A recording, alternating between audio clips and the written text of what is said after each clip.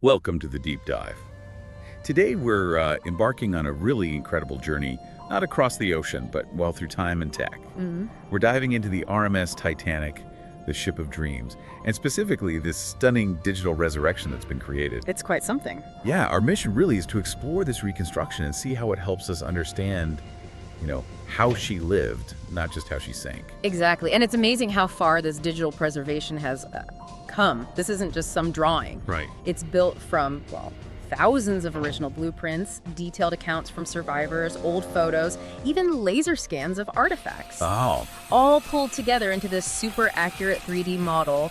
The level of, let's say, forensic detail is just unparalleled. You can really feel that precision. Imagine stepping back onto the ship, that grand staircase. Yeah. It's basically the heart of a legend, right? Absolutely iconic. And here it is gleaming again. But it's more than just looking pretty, isn't it?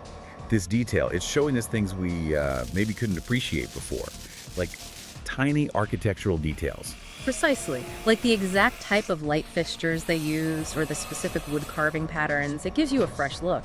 And in first class, what's astonishing is how you can explore these tiny details. Right. The unmatched luxury people wrote about. Now you can almost touch it.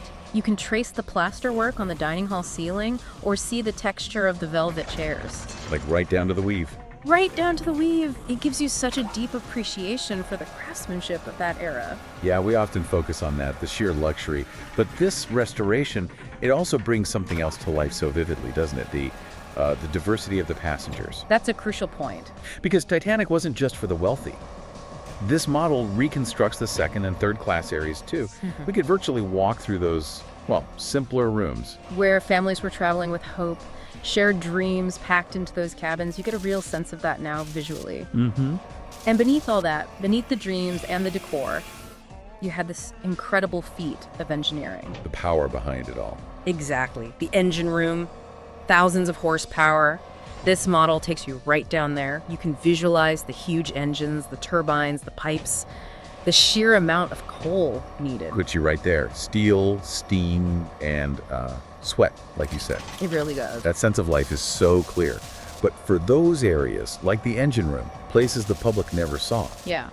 how do they ensure the accuracy? How do you reconstruct those hidden spaces?